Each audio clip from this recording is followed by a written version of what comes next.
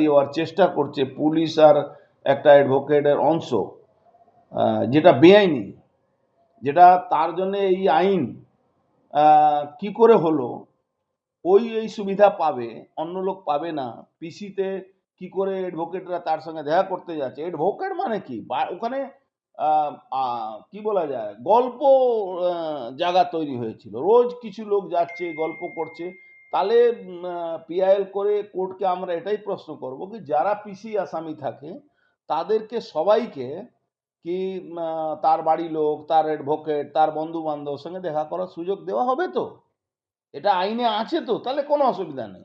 যদি আইনে না থাকলে তাহলে কি করে পুলিশ এলাও করছে?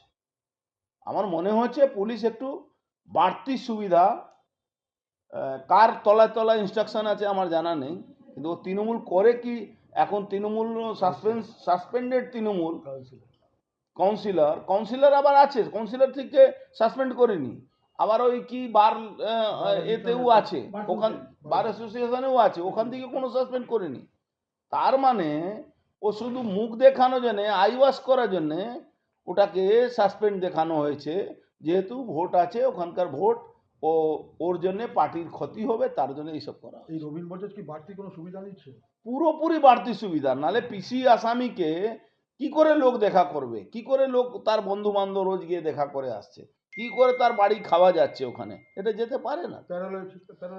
হ্যাঁ, প্যারোলে দেখুন, প্যারোলে কেউ বাড়ির লোক মারা গেলে ওটা কনসিডার করতে পারে কোর্ট, কিন্তু বাড়ির লোক দেখা করতে যাবে এটা পিসি আসামিকে হয় না। কি ধরনের শাস্তি পেতে পারে এই ঘটনায়? এই তো এই কেসে, মার্ডার কেসে তো মৃত্যুদণ্ড অবধি আছে, তার সাক্ষী গবাহি হলে মৃত্যুদণ্ডও হতে পারে। সেই আসামিগুলোকে কোনোভাবে এটা এক্সকিউজ করা যায় না, এটাই আমরা আইনটা জানি যতটুক, ততটুক আমরা এটা জানি। হাইকোর্টে প্রশ্ন কতগুলো প্রশ্ন নিয়ে আমরা যাব। পিসি আসামিকে অ্যাডভোকেট বা বাড়ি লোক দেখা করতে পারে কিনা, তাদেরকে নিয়ে এসে হসপিটালে উইদাউট কোর্ট অর্ডার দেওয়া যায় কি না দেওয়া যায়, এইসব নিয়ে প্রশ্ন হবে। দাদা, সোমবার তো মুসলিম মহিলাদের কুরুচিকর মন্তব্য করছেন। দেখুন, কে কি করছে ওটা নিয়ে আমার কোনো প্রশ্ন নেই। আমার প্রশ্ন ছিল একজন এমএলএ, তার ভূমিকা নিয়ে, তিনি কি করেন এটা বাংলা সবাই জানে, উনি কি কি সাপ্লাই করেন, কাকে সাপ্লাই করে আজকে সেই জায়গা আছেন এটা সবাই জানে, উনার বিরুদ্ধে কত লোক, কত আর্টিস্টরা এই কমপ্লেনটা করে এটা সবাই জানে। এবার কে চুনোপুটি একটা পাকিস্তানি নাগরিককে নিয়ে আপনি আমার সঙ্গে প্রশ্ন করছেন কেন?